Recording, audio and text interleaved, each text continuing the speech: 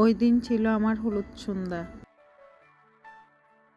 Hello everyone, আসসালামু আলাইকুম। আজকে আমার হলুদ, কোনো প্রকার প্রিপারেশন ছাড়া এই অ্যারেঞ্জমেন্টটা করা হয়েছে।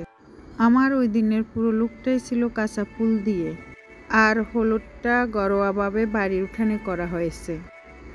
এদিকে ভাবিরা কুলা হলুদ পাড়া নিয়ে রেডি। ভাবি অলরেডি হলুদ পিষতে বসে গেছেন। আমার ছোট ভাইয়ের বউ হলুদ পিষতে বসে গেছেন। আসলে হলুদ অনুষ্ঠানে কাঁচা হলুদ ছাড়া জমে না। আসলে মজার ব্যাপার হচ্ছে, আমার যখন বিয়ে হয় তখন ছোট ভাইয়ের বউ ছিল না। দীর্ঘ 10 বছর পর হলুদ অনুষ্ঠানের আয়োজন করে ছোট ভাইয়ের বউকে হলুদ অনুষ্ঠান উপভোগ করতে দিলাম।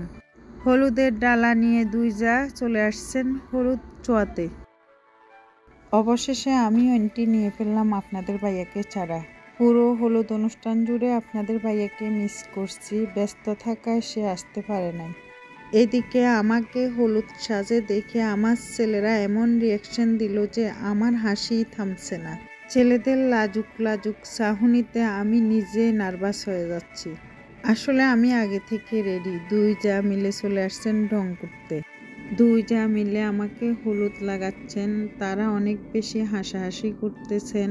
ভাবি তো আমার বিয়ে দেখছেন, ছোট ভাইয়ের বউ আমার বিয়ে ফান্নায় সে অনেক বেশি এক্সাইটেড ছিলেন আজকের হলুদ আয়োজন নিয়ে।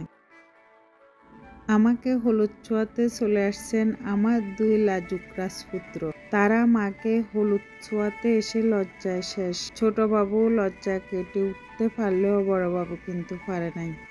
এরপর চলে আসছেন আমার বড় ভাইয়ের দুই রাজপুত্র।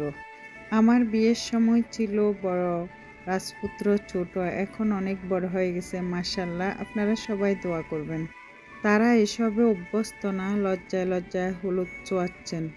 সব শেষে চলে আসলো আমার ছোট ভাইয়ের রাজপুত্র রাজকন্যা। আমরা 3 ভাই বোন মিলে আমাদের এই একটাই রাজকন্যা। সবাই মাশাআল্লাহ বলবেন, সবাই দোয়া করবেন রাজকন্যার জন্য। সব শেষে বাচ্চারা সবাই চলে আসলো একসাথে।